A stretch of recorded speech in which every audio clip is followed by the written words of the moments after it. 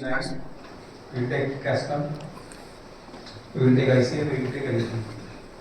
And once you go out of this room, I believe you will become master of that particular rolling stock. कैसे करेंगे? Normally ये है कि I have put in around 33 years of service. I have attended more than 150 derailments. वहाँ पर अलग अलग department के लोग आ जाते हैं. अगर लोको डिरेल हो गया तो मैकेनिकल वाला, इलेक्ट्रिक हो गया तो वो दूर खड़ा रहता है. डीजल है, बिजली वाला जो है सुपरवाइजर है या एई है, खड़ा रहता है ना. He does not get involved because he doesn't know. आज I will start first with the Casnab bogie. Casnab bogie से चालू करते हैं. We all know there is a एक डिब्बा होता है, डिब्बे के नीचे that is one is a body, then there is a trolley. तो जो आपका वैगन है, वैगन का जो डिब्बा है उसके नीचे दो ट्रॉली रहती हैं. आज हम ट्रॉली के एक एक कंपोनेंट को देख लेते हैं. जो मैं कहूँगा, if you can write it down, that will help you. And I am sure once after this 1.5 or 2 hours, once you get out of this room, you will become a master of the Casna bogie. So let's start.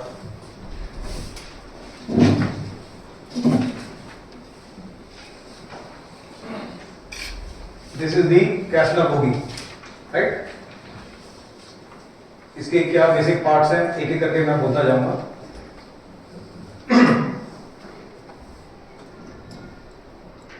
पहले मैं इसको घुमा देता हूं. देख पा रहे हैं? समझ में आ रहा है? अब मैं इसको घुमा रहा हूं. यहां से देखेंगे इस तरह से लगेगा. फिर घुमा दिया. ठीक है. अब मैं इसको आपको टॉप व्यू दिखा देता हूं. ऊपर से देखेंगे तो ऐसा नजर आएगा. ओके. एक्स से देखेंगे तो यहाँ नजर आएगा, वाई से देखेंगे यहाँ नजर आएगा. Is it clear? चलिए अब एक एक करके बात करते हैं. सर बोलो सर, कैशनब का कोई फुल फॉर्म है? कास्ट स्नबर. उसमें स्नबर स्प्रिंग आता है, मैं बताऊंगा. अब ये दो जो कंपोनेंट हम देख रहे हैं,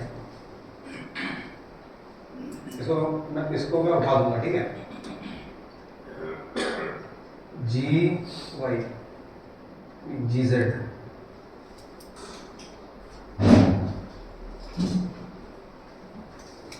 देख रहे हैं? कुछ दिखा. This is the side frame. लिख लीजिए. This is the side frame. It is a cast steel single piece structure. Clear हो गया?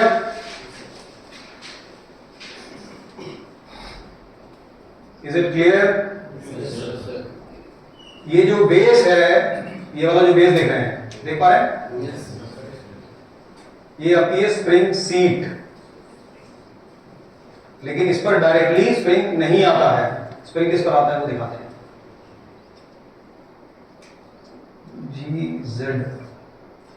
ये महाराज जी जो हमने ऊपर निकाले हैं, देख रहे हैं? This is the spring plank. This is the spring plank. अब ये इसको मैं उठा करके जेड एक्स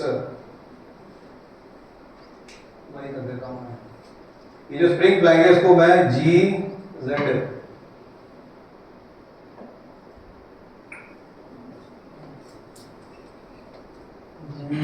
जेड. ये महाराज जी यहां बैठ गए. ठीक है. Is it clear? So now your frame is connected. These two frames, side frames are connected by the spring plank. ठीक है? इतना क्लियर हो गया? Yes sir. Control Z, control Z, control Z, control Z, control Z, control Z, control Z. ये जो देख रहे हैं, जो springs हैं, these are, there is outer spring, there is an inner spring. ठीक है? And this is called the spring nest. चिड़िया का घोंसला, स्प्रिंग का घोंसला, स्प्रिंग नेस्ट. क्लियर हो गया? अब इसके बाद the component which connects these two side frames is this इसको मैं उठा देता हूं, G Z, this is called the bolster, BOLSTER, bolster. Clear हो गया? याद रहेगा? अब कभी वैगन को देखेंगे तो क्लैरिटी आ जाएगा। इसमें बहुत सारे छेद बने हैं, बहुत सारे यहां पर लाइनर्स आएंगे, वो मैं एक एक करके आपको बताऊंगा। क्लियर? तो एक एक करके हमने क्या क्या देख लिया? साइड फ्रेम देख लिया, स्प्रिंग प्लैंक देख लिया, स्प्रिंग नेस्ट देख लिया और बोल्स्टर देख लिया। क्लियर हो गया? अब इसके व्हील सेट को मैं अलग कर देता हूं, GX,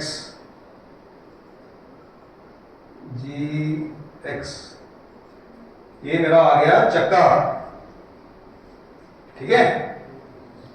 वो जो मैं बात कर रहा था ना, इसको यहां से काटने की बात कर रहा था। जब यहां से काटेंगे, हब से निकालेंगे और यहां से देखेंगे तो वो जो गूगल ICF का जो सेक्शन दिखाया था उस तरह का, तो दिमाग में at least next time when you get out of this room, when you see the wheel,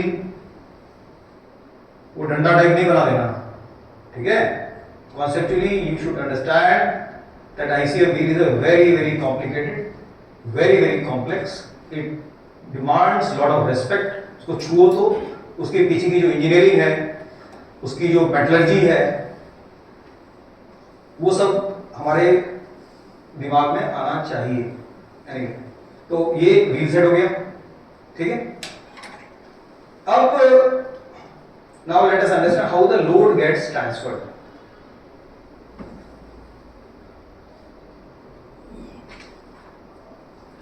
ये तो ट्रॉली हो गई, trolley has to be connected to the body, है ना? दो तरह के बोल्स्टर होते हैं। This is my wagon, right? यहां पर एक कंपोनेंट होता है, this is the body bolster, और इसके अंदर से एक पिन निकली रहती है इस तरह की। ठीक है? ये जो पोर्शन है, अगर मैं इसको बनाऊंगा इस तरह से, वैगन के नीचे खड़े होकर देखूंगा, ये एलिवेशन है, ये प्लान है। ठीक है? तो ये जो पोर्शन है, यहां पर एक फैब्रिकेटेड आइटम रहता है और उसके अंदर एक कास्ट पिन निकली रहती है। ये जो कास्ट पिन है, ये इसके अंदर घुस जाएगी। किसके अंदर घुस जाएगी? बोल्स्टर के अंदर। बोल्स्टर तो बहुत बड़ा है, बोल्स्टर के ऊपर कुछ होता है, दिखा देता हूं। चलिए देख लेते हैं, एक एक करके देख लेते हैं, कोई ये जो कंपोनेंट देख रहे हैं GZ, this called centre pivot, centre pivot bottom. ठीक है? ये हेमिस्फेरिकल टाइप का है, बीच में छेद है। ठीक है?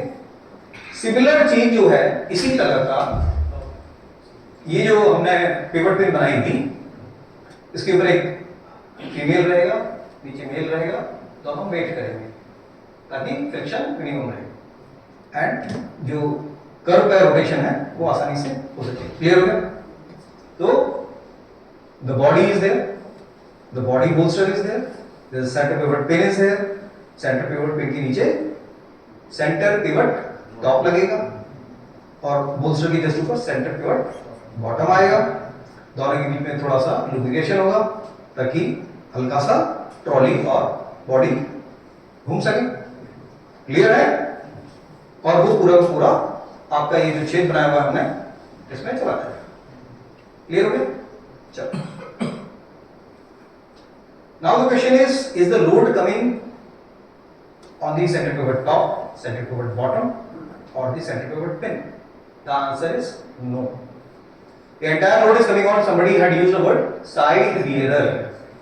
ये जो दो ब्लू महाराज जी नजर आ रहे हैं, ये जो दो देख रहे हैं ना, ये जो दो देख रहे हैं, इस पर डायरेक्टली लोड आता है। This is only for the purpose of, हाँ, कर्व पर, क्योंकि जो बॉडी तो आपकी This is the body. Only the trolley will rotate slightly on the curve. Clear? अब मैं इसके एक एक करके सारे कंपोनेंट्स अलग कर देता हूँ, है ना?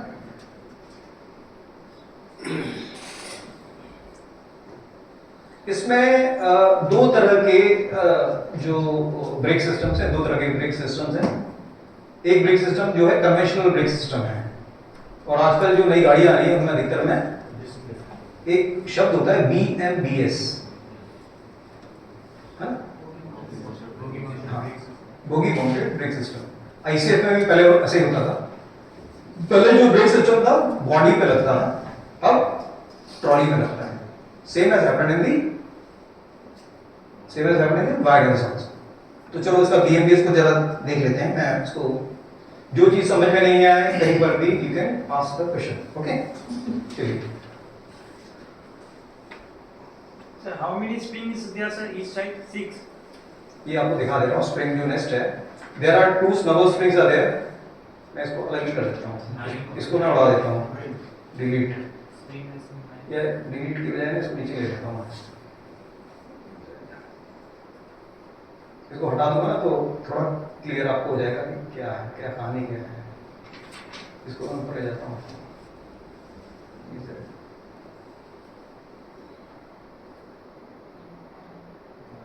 ये मैंने गलत बना दिया, ये होगा नहीं यहाँ पे। This is how it is. The trolley, this Casnam has got multiple variations. Casnam 22, Casnam 22 NLB, है ना? Narrow jaw, wide jaw, HS. So based on the type of the load it is taking, the configuration of the spring changes. There is a standard is available, net में मिल जाएगा। My whole purpose here was to make you understand कि है क्या। ये तो मैं offline दिखा रहा हूँ। अगर आपको if you want to see this when you go back home, तो यहाँ पर जाइए, क्रोम खोलिए, just write JOHN, लिखना चाहे लिख लीजिए, जॉन गार्ड 3D मॉडल्स। मैं अपना नाम भी लिख देता था मैं। इस तरह का कुछ आएगा। रिवॉल्व, ये मैंने BMBS का पूरा खोल दिया है। यहाँ पर एक्सप्लोरेटिव व्यू दिखा देता हूँ पहले आपको। Whatever I have created, I have made it publicly available so that people who want to learn, who want to understand, can just go on Chrome or Firefox, write Casnam 3D model और ये आ जाएगा। चलिए अब समझ लेते हैं। तो अभी हमने क्या क्या कंपोनेंट देखे, क्या क्या नहीं देखे। बोल्स्टर समझ में आ गया, साइड फ्रेम समझ में आ गया, लोअर स्प्रिंग बीम समझ में आ गया, नेस्टेड स्प्रिंग समझ में आ गया, बीच वाला स्नबर स्प्रिंग हो गया, व्हील सेट समझ में आ गया। अब आगे, अब ये जो मेरा एक्सेल है, अल्टीमेटली लोड कहाँ जाना है? धरती माता के पास जाना है। It has to go to the earth, that means it has to go to the rail. Wagon का लोड रेल पर जाता कैसे है? ये मेरा जो बोल्स्टर है, बोल्स्टर पर लोड आया, बोल्स्टर की साइड बेरर पर लोड आया, this is the side bearer. देख लीजिए एक बार, इसके अंदर पॉलीमर के 3 या 4 रिंग रहते हैं based on the type of trolley. ये जो देख रहे हैं ना, ढक्कन खुल जाता है इसका, ये जो साइड बेरर है इसका ढक्कन खुल जाता है, इसको कहते हैं CC side bearer, constant contact side bearer. Okay, अब ये लोड इस पर, now the load has come here, from side bearer the load has come here, from here the load gets transferred to the spring, right? From the spring the load gets transferred to the lower spring beam, from the beam to the frame. Now from the frame this load now comes on this component. यहाँ पर एक exactly ये metal और rubber का pad होता है, इसको कहते हैं इलास्टोमेरिक पैड। सबसे ज्यादा टूटता यही है, ठीक है। इलास्टोमेरिक पैड पर लोड आने के बाद में लोड जाता है, एक एडॉप्टर होता है, क्योंकि आपका जो एक्सेल है वो सर्कुलर है, घूमना भी है, उसको पकड़ नहीं सकते। अब कोई चीज घूमने वाली है, उस पर मुझे लोड डालना है, तो मुझे कुछ ऐसी चीज चाहिए, I need something which can stay there, so that job is being done by the adapter. ये जो अडॉप्टर है, अगर आपको नीचे से देखेंगे, इसका जो सेक्शन है सर्कुलर है, राइट, और इस अडॉप्टर के नीचे आ जाती है बेयरिंग। बेयरिंग के जो होल है, जो सेंटर है, उसमें घुस जाएगा आपका एक्सेल। क्लियर हो गया? ये आपकी लॉकिंग प्लेट हो गई, लॉकिंग बोल्ट हो गई। तो अगर मैं रोलिंग गियर को केवल देखूंगा तो ये मेरा locking bolt, locking plate, bearing, body adopter, adopter के ऊपर आ गया इलास्टोमेरिक पैड, उसके बाद लोड, मैं उल्टा चल रहा हूं, ये आ गया आपका फ्रेम, फ्रेम से आ गया स्प्रिंग, स्प्रिंग से आ गया आपका बोल्स्टर, बोल्स्टर से आ गया आपका साइड मिरर, साइड मिरर से वैगन की बॉडी। क्लियर हो गया? ये जो बीएमबीएस है, तो सर वैगन की बोगी जब रखते हैं मेल व्यू में, तो नट बोल्ट कुछ उसमें लगाते हैं क्या? नट बोल्ट नहीं, क्या दोबारा बोले आप? जस्ट पिन इंसर्ट कर देते हैं ओनली। नहीं, you are saying कि when the wagon is lifted yes sir, and it is to be put on the trolley. Trolley. So in the wagon, I said there will be a body bolster, there will be a center pivot pin there on both ends in the workshop. Normally that wagon will be kept on a trestle. Then there will be an EOD crane, or there will be synchronized jacks. They will lift the wagon body. There will be trolleys already placed on the track. Then slowly, when it is lifted, when it is brought down, the pin has to enter the CP bottom and then the bolster. That's all.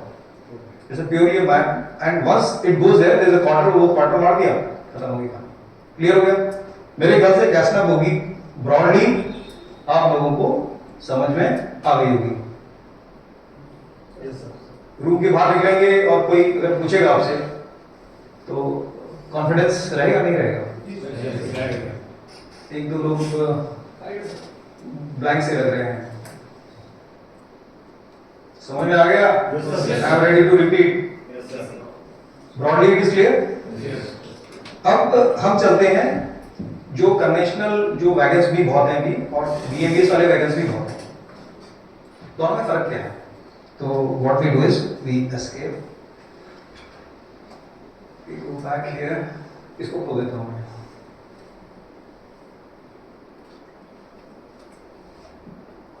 The only difference is in the brake beam arrangement, that's all.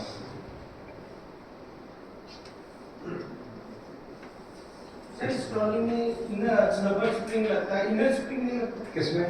नहीं, ये दोनों जो nest है ना, nest में आपने अभी 3 इधर 3 बैक साइड में और 2 बीच में देखे थे। जो आपका बाहर वाला होता है, दोनों में आउटर और इनर लगता है। तो जो बाहर वाले 2 रहेंगे उनके अंदर इनर रहेगा और उसके बाद लेयर में स्लबर रहेगा। मतलब सर आउटर स्प्रिंग के अंदर इनर स्प्रिंग लगता है? यस हाँ sir, it is A double coil. जैसे मान लीजिए मेरा जो आउटर स्प्रिंग है, इसको देख लेते हैं, मैं दिखा देता हूँ, 1 मिनट। हाँ बिल्कुल, आप तो कह रहे हैं वो भी किया जा सकता है, इसमें मैंने बनाया नहीं, कोई बात नहीं। Just give me a second.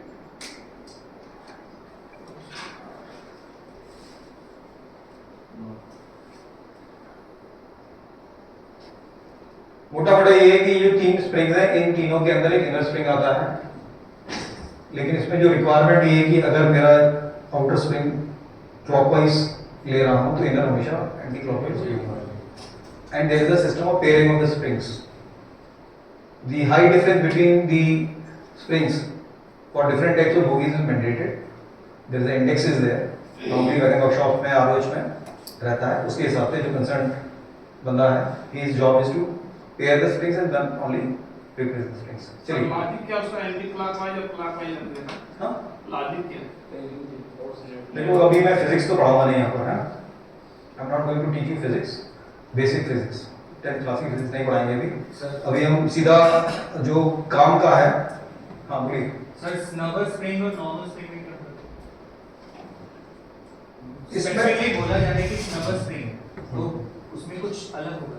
हाँ अलग है।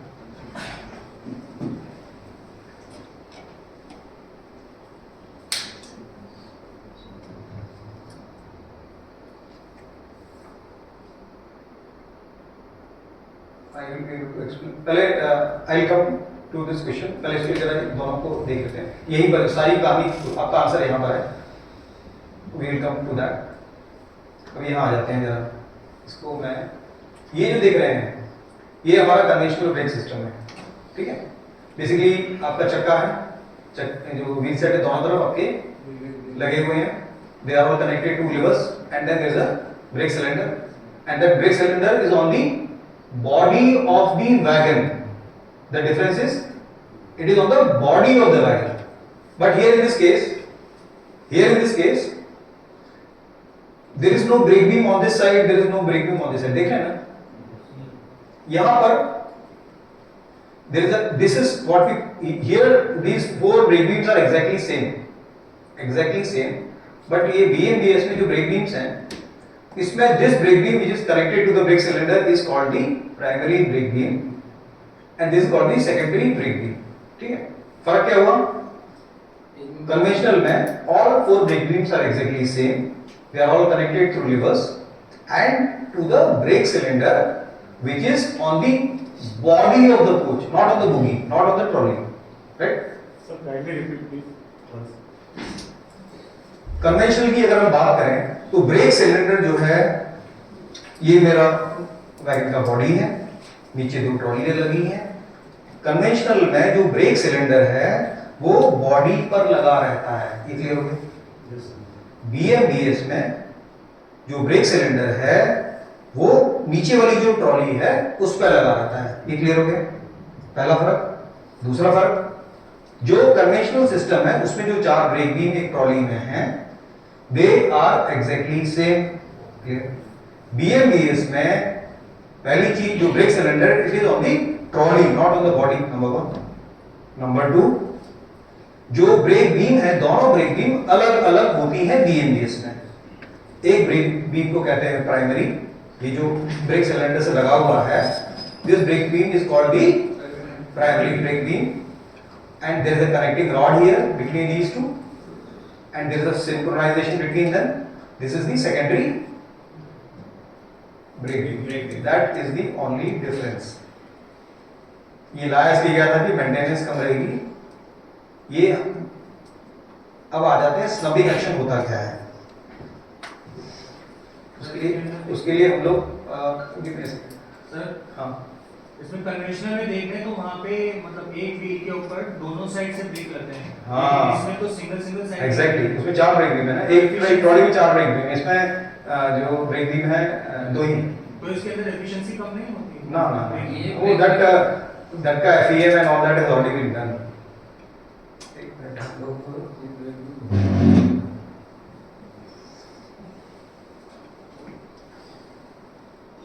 भैया आजा क्या सुना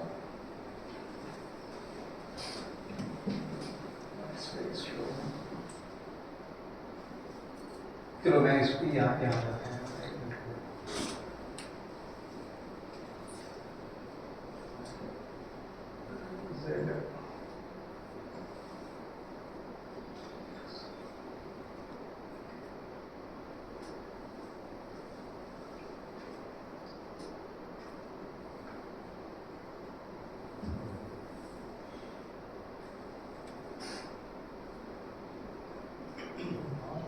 इस जो स्नबिंग एक्शन जो है इसमें उसको समझने के लिए पहले हमें बोल्स्टर बोगी फ्रेम का वर्टिकल मूवमेंट, लेटरल मूवमेंट और horizontal movement x y z तीनों देखना पड़ेगा। अगर आप ये देखेंगे ना, ये अगर मैं इसको मैं थोड़ा बाहर निकालता हूँ, इसका रैम बहुत कम है यार, दिस मशीन है just a second.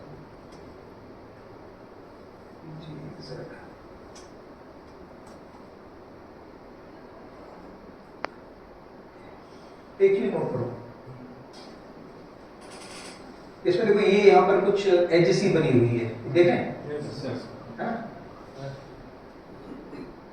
ये जो है ताकि आपका बोल्स्टर लेटरली ना मूव कर सके। ओके, अब मैं अगर इसको इसको देखूंगा, इसमें ये जो दो इसके ये जो देख रहे हैं दो चीजें जो बाहर निकल रही हैं, ठीक है, this will prevent the movement of the, मतलब there is a snubbing action between the bolster and this, and that load is taken by ये जो कंपोनेंट देख रहे हैं आप, ट्रायंगल टाइप, हाँ ट्रायंगल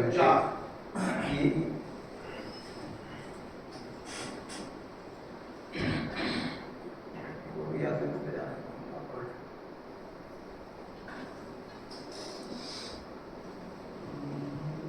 उस ट्रायंगल को सर नंबर को हाँ बैक बोलो, हाँ बैक बोलो। हाँ लेकिन मैं काम किया है, एक मिनट आ रहे हैं। इसमें मैंने पूरा उसका जो पैरामीटर्स दिए हुए हैं उससे थोड़ा क्लैरिटी आएगा आपको। तो जब आए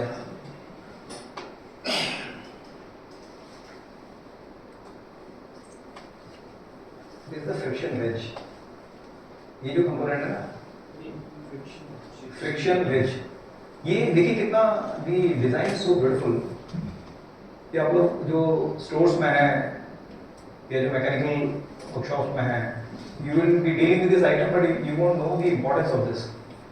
it's a very small piece and this friction wedge plus snubber spring takes the snubbing load. एक मिनट, ये देखिए, ये जो है इसका जो स्लोप, इसका ये जो पॉकेट देखिए,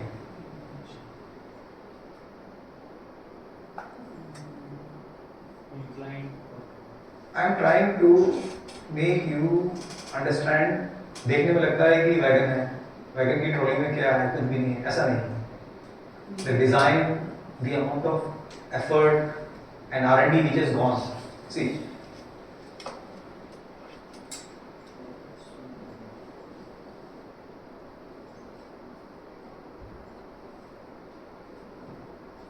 दिस, यहां पर हर जगह पे जहां पर भी दो कंपोनेंट आएंगे घिसेंगे।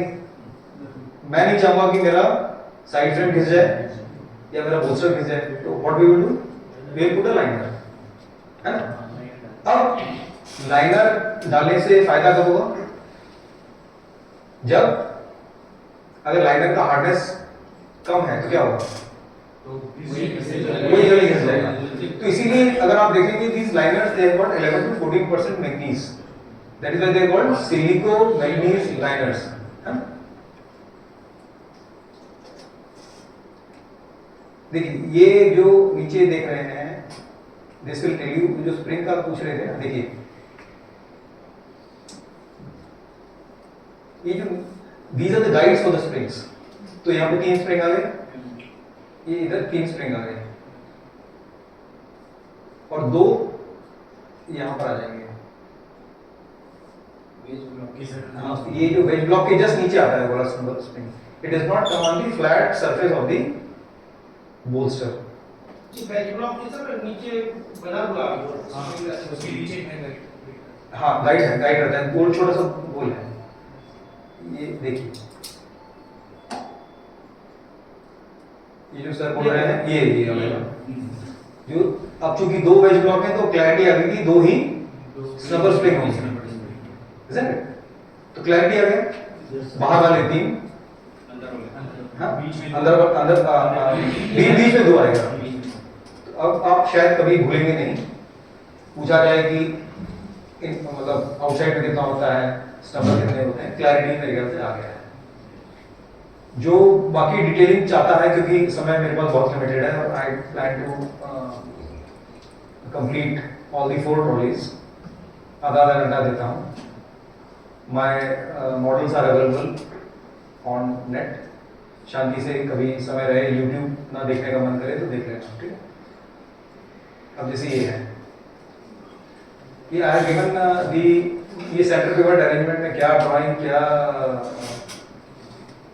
ये साइड मिरर आ गया, ये स्नबर स्प्रिंग आ गया, कितने अलग अलग टर्न्स के लिए अलग अलग होता है। आउटर कितना होगा, इनर कितना होगा, स्नबर कितना होगा, उसकी कहानी दी हुई है, ठीक है। कंडम्नेशन हाइट दिया हुआ है, क्लियरेंसेस दिए हुए हैं। जस्ट मिनट सर, ये वैगन के लिए और इंजन के लिए दोनों ट्रॉली अलग अलग होते हैं। हाँ, अभी आप जब रूम से निकलेंगे तो you become master I said this. तो ये एक हमने वेलकम टू लुक आल्सो, है ना। अब चलते हैं कोच पर। कोच में हम पहले चलेंगे आईसीएस कोच पर, है ना। अभी का आईसीएस कोच जिंदा है, करीब 20-25 हज़ार है। अब एलएचबी बढ़ रहा है और वंदे भारत भी आ रहा है। तो my purpose in the short period was to make it at least totally aware कि ट्रॉलीज अलग अलग होती हैं। तो हम चलेंगे उस पर। Let's open ICF file, open, don't share ICF.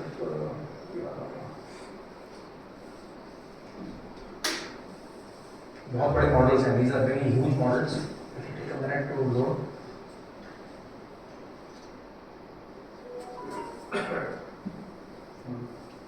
ये मैंने रंग बिरंगा बना दिया है, इसका रंग भी चेंज कर सकते हैं। This is the typical ICF trolley, ठीक है। अब ये जो ट्रॉली है, trolley has to be connected to the body. तो सबसे पहले हम लोग इसको देख लेते हैं, जो बंदे बैठे हैं कोच में, how the load gets transferred, एक चीज। दूसरा इसका रोलिंग सिस्टम, इसका जो ब्रेक सिस्टम देख लेंगे। ये दो चीज समझ लेंगे किसी भी ट्रॉली की तो आपको टोटल क्लैरिटी आ जाएगी। तो let us start. This green one is the bogie frame, bogie frame. In Casnam it was cast steel, here it is fabricated, clear? ये पूरा जो हरा वाला है, इसको मेटल का जो प्लेट लेकर के काट के वेल्ड किया गया है, ठीक है। The bogie frame of ICF doesn't have any life, क्यों? पतला हो गया, वो पोर्शन काट दिया, एक प्लेट लिया, वेल्ड कर दिया, क्लियर हो गया। Green is the bogie. उसमें एक चीज नोट करें, ये जो पिंक वाला है, this pink one is the bogie bolster, bogie bolster. Coach में वैगन टाइप वाला ही सिस्टम रहता है।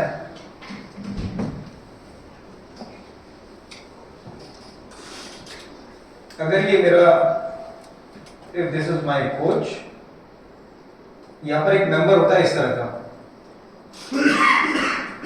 This is called the body. ये एलिवेशन बना रहा हूं, ठीक है। और अगर इसमें मैं इसका प्लान बनाऊंगा, प्लान थोड़ा सा एक इसको चौड़ा कर देता हूं, तो ये प्लान मैं देखने में इस तरह का लगेगा।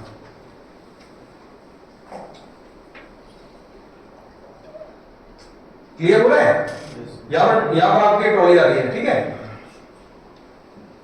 So this will be body bolster. अब बॉडी बोल्स्टर में क्या है, अगर ये मेरे बेस है, ये मेरा बॉडी बोल्स्टर है, यहां पर एक इस तरह से एक बहुत मोटी सी पिन आती है,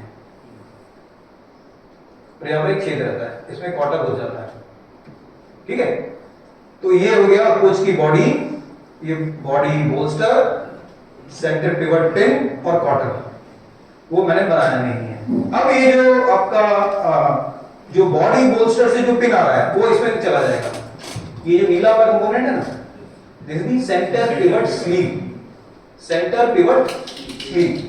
सेंटर पिवट स्लीव मतलब माने आप ये मान लीजिए आपके लोहे का एक सिलेंडर है, आपने लोहे का सिलेंडर ले लिया, उसके अंदर आपने रबर की मोटी लाइनिंग मार दी, उसके बाद एक और ट्यूब ले लिया जो it is a metal rubber bonded item which is the center pivot sleeve.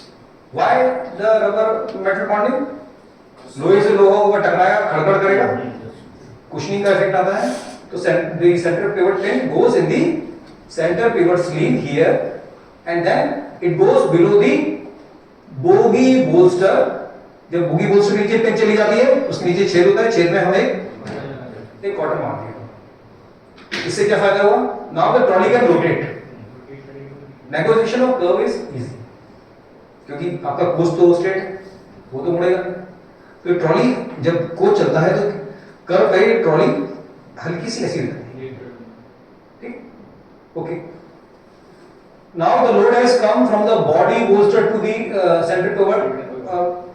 नहीं एक मिनट मैं गड़बड़ कर रहा हूँ। The center pivot pin is like this hinge. We all have studied in engineering कि ये जो hinge है ना, hinge doesn't take any load, zero moment. There is no load coming here. Now, where is the load coming? The entire load is coming on this. Yes. ये है side bearer housing. इसके नीचे एक manganese की plate होती है, manganese की plate होती है, 11 से 14% मैग्नीज होता है। उसके ऊपर ये जो कुछ गोला सा दिख रहा है, कुछ छोटा सा, ये हेमिस्फेरिकल, ये ब्रोंज का पीस होता है। आजकल पॉलीमर कवर भी आने लगा है। यू सी दिस वन, और इसके अंदर डाल देते हैं तेल। ब्रोंज क्यों डालते हैं? Bronze has a self lubricating property. नाम क्या था उसका? ब्रोंज, नीचे वाली जो प्लेट होती है उसको कहते हैं वेयरिंग पीस, या वेयरिंग प्लेट कह लेते हैं, और ये ब्रोंज पीस, ठीक है। पहले 1950, 60, 70, 80 में जितने बुशेस होते थे सारे के सारे ब्रोंज के होते थे, क्योंकि सेल्फ लुब्रिकेटिंग होते थे। आजकल आपके नायलॉन सिस्टर्स के आ गए, है ना, फिनोलिक बुशेस आ गए, 100 तरह के बुशेस आ गए। तो अब हमारा जो लोड है ब्रोंज पीस पर आया, उसके नीचे आप मैग्नीज की प्लेट पे आया, और ये बोल्स्टर पे आ गया। किस पर आ गया? Bogie bolster. अब बोगी बोल्स्टर का लोड जो है, ये जो लाल रंग का मैंने बनाया, these are called the secondary springs. अच्छा, प्राइमरी स्प्रिंग और सेकेंडरी स्प्रिंग का फर्क क्या है मालूम है? नहीं। Why some spring is called primary, why some spring is called secondary? Primary is between the axle and the. अरे ठेला देखा तुमने? ठेले में कौन सी स्प्रिंग होती है? हेड गार्ड, वो केला बेचता है ना, आम बेचता है, साइकिल चलाएगी किसने? How is the load transfer? Load is directly coming on the axle, there is no spring. ठेले में लैमिनेटेड स्प्रिंग होता है ना? देखो एक बेसिक थंब रूल बड़ा सिंपल है, जिस स्प्रिंग से लोड डायरेक्टली रेल पे जा रहा है या ट्रक पे जा रहा है, that is the primary spring. और बीच में जो कोई भी स्प्रिंग कहीं पर भी आ रही है, सेकेंडरी टर्शियरी स्प्रिंग होगी।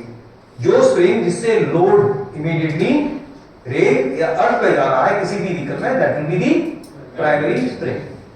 बीच में जो मैकेनिज्म्स बनाए हुए हैं वो सारे के सारे सेकेंडरी हो जाएंगे या टर्शियरी हो जाएंगे।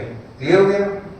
मैंने स्कूटर पर बैठा हूं, स्कूटर के नीचे जो लगा हुआ है that is a tertiary spring, और जो स्कूटर के जो पहिया है, पहिए के साइड में दो छोटे छोटे स्प्रिंग लगे रहते हैं, that is the primary spring, there is no secondary spring there. तो इसमें ये जो लाल वाला पोर्शन है, मेरा कर्सर देख रहा है? हाँ, दिस इज दी लोड। यहां से क्या रेल पे जा रहा है? नहीं जा रहा है, यहां से जा रहा है। नॉर्मली जहां पर एक्सल रहेगा वो प्राइमरी स्प्रिंग रहेगा। क्लियर हो गया? तो हमारा लोड अब क्या हुआ, मैं रिपीट कर रहा हूं, कोच की body, body bolster, centre pivot pin, centre pivot pin will go in the centre pivot sleeve, centre pivot sleeve से होकर के जाएगा बोगी बोल्स्टर, नीचे से मार दिया क्वार्टर, लोड अभी गया नहीं है। जो बॉडी बोल्स्टर है उसके ऊपर दो कंपोनेंट मैंने नहीं बनाए थे, यहां पर दो कंपोनेंट होते हैं। तो जो साइड मिरर हम ये जो देख रहे थे, इसके दो पार्ट होते हैं। जो बोगी बोल्स्टर पर बनाया है वो तो हाउसिंग हो गया, ये तो हाउसिंग हो गया। ये हमारा, अगर मैं इसे मेल कहूं तो बॉडी बोल्स्टर पर एग्जैक्टली उल्टा होता है, एक फीमेल पोर्शन लगा रहता है, दोनों मेट करते हैं। वो सर पिन शेप का नहीं, वो इसी शेप का होता है। कौन सा वाला? जो साइड बेयरर का जो है, मतलब वो अगर साइड बेयरर को मैं मेल पार्ट मानूं, जो फीमेल पार्ट जो बॉडी में होता था, मतलब अच्छा, वो मैं दिखा देता हूं, मैंने अलग कलर में बनाया हुआ है। I will show it to you, give me 1 minute, otherwise I will open the other one, I will just show it to you. तो ये हम लोग now the load has come on the bogie bolster. Now there are two ways it is, the load is getting transferred. One is through this spring, इसके नीचे आपके pads रहते हैं rubber के, और ये जो पीला वाला देख रहे हैं, this is also called the lower spring plank, इसे लोअर स्प्रिंग बीम भी कहते हैं। ठीक है, क्लियर हो गया? अब लोड इस पे आ गया, but part of the load is also coming on the shock absorber. ये वाला जो देख रहे हैं, ये दो तरह के होते हैं, एक 600 किलो का होता है और एक 900 किलो का होता है। एसी में नॉर्मली 900 किलो का लगता है, नॉन एसी में 600 किलो का लगता है। That is the capacity. So now the load has come on the lower spring beam. अभी लोड बोगी फ्रेम पर नहीं गया है, अभी bogie frame has not come in the picture at all. आया नहीं आया? अब क्या है, इस पोर्शन को देखेंगे तो यहां पर एक ये हैंगर टाइप का कुछ लगा हुआ है, इसको कहते हैं हैंगर। मैं अपना कोट अलमारी में टांगता हूं, किससे टांगता हूं? हैंगर से। अगर मुझे किसी चीज को लटकाना है तो उसे हैंगर कहूंगा, कोट लटकाऊंगा तो उसको कोट हैंगर कहता हूं। इसको कहते हैं BSS हैंगर। क्यों बोलते हैं समझ लीजिए, ये बोगी है, बोगी है, और ये वाला पोर्शन क्या है? सेकेंडरी सस्पेंशन है। Bogie secondary suspension hanger. तो सेकेंडरी सस्पेंशन, बोगी के सेकेंडरी सस्पेंशन को जो बोगी फ्रेम से लटकाता है वो बन गया बोगी सेकेंडरी।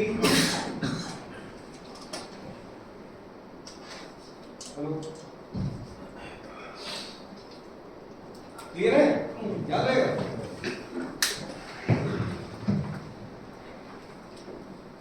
चलो, bogie secondary suspension hanger. Clear? लेकिन ये जो हैंगर है, मैं डायरेक्टली चलो आपका साउंड आ रहा है ऐसे बहुत अच्छे तरीके से। हेलो, एक मिनट सर, इसमें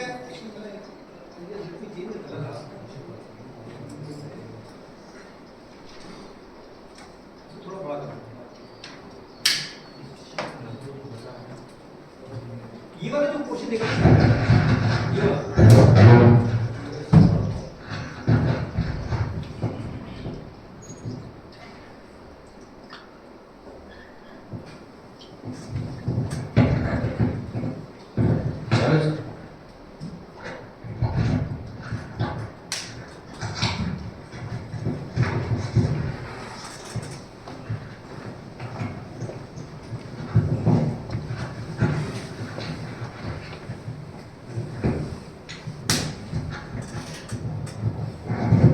हेलो,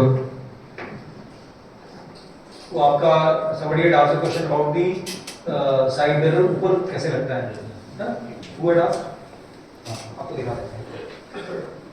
तो पहले इसको पहले खत्म कर देते हैं।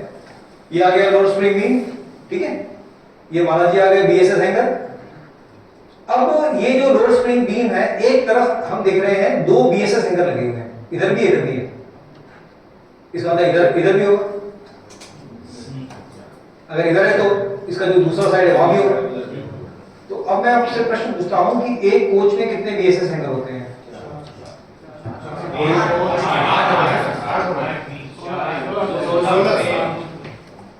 My question is very simple sir. एक कोच में कितने होते हैं? 16 होते हैं। 1 2 3 4, दूसरी तरफ भी 4 8, 8 दूनी 16 हो गए। अब इसमें एक कंपोनेंट आप देखिए, ये जो BSS हैंगर है, चलो भैया इसका नमस्ते हो गया है।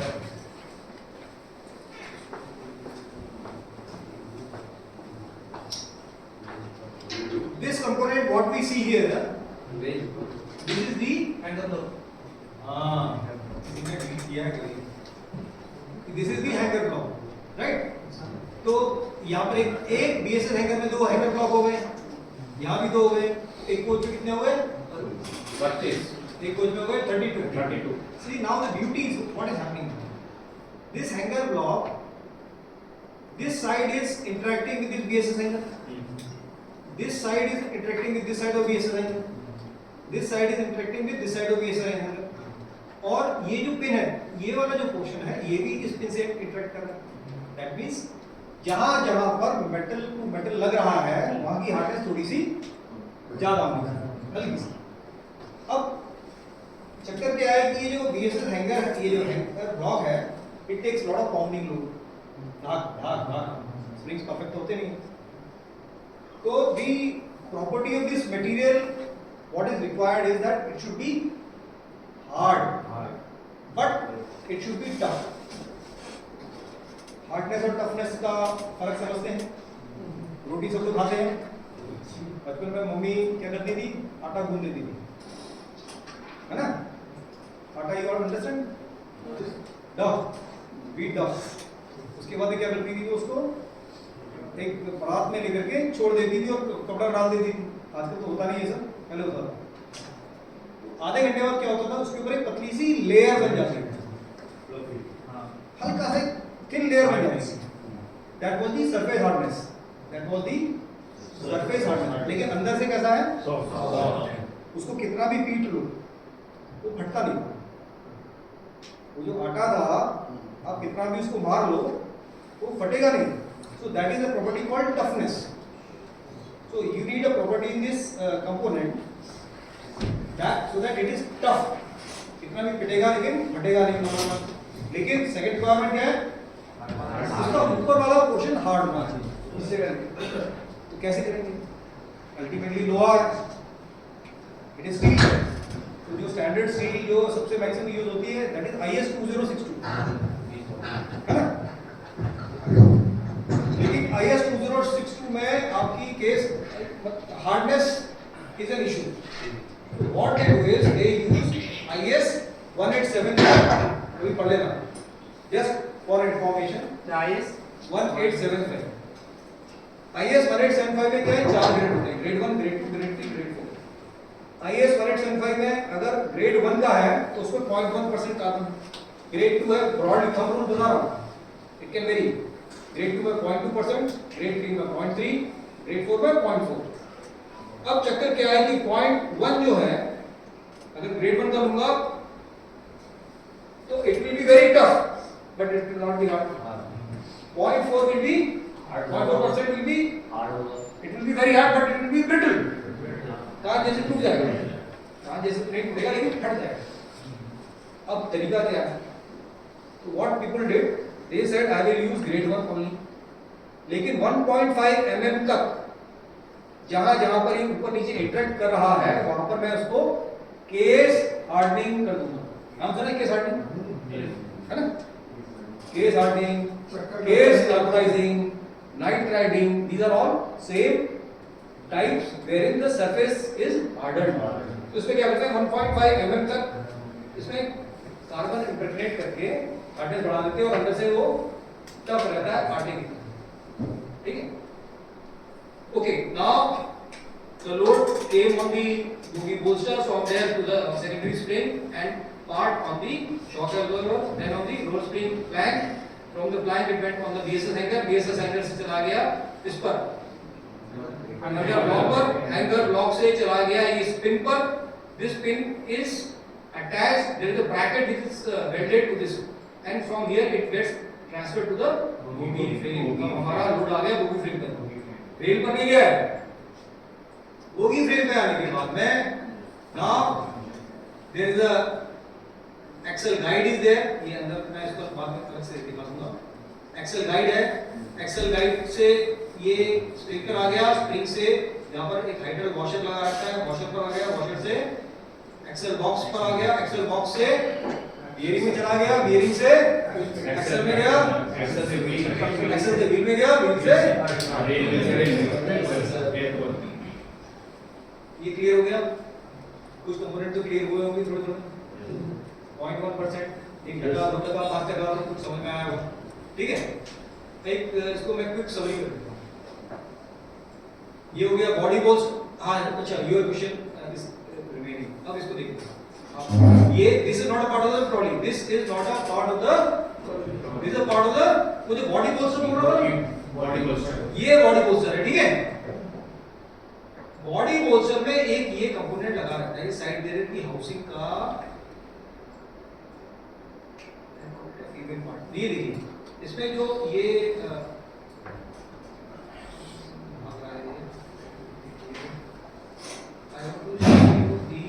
नीचे से कैसा लगता है देख रहे हैं सेम ही हेमिस्फेरिकल लग रहा है I will call it concave ये देख रहे हैं कॉनकेव टाइप है और ये वाला जो है जिसके ऊपर ये आएगा दैट इज कॉन्वेक्स क्लियर हुआ ठीक है सर दिस इज कॉन्वेक्स तो ये दोनों मेट करेंगे बॉडी बोल से जो कोच का पार्ट है वहां से रोड इस पर आया इससे रोड इस पर आ गया यहां से यहां पर आ गया प्रोपी पोस्टर पर सेकेंडरी स्प्रिंग फ्लैंक ये लाइन है सर ये कॉन्केव और कॉन्वेक्स का ये अपीयरेंटली ये ब्रॉन्ज पुश होता है मतलब ये भी पॉइंट लोड ही सरफेस लोड तो आज पॉइंट लोड ही आ रहा है पॉइंट लोड नहीं पॉइंट लोड नहीं है सर्फेस लोड उसके बीच में छेद भी होता है और उसका जो टॉप है it is not exactly a sphere उसका जो टॉप पोर्शन है हल्का सा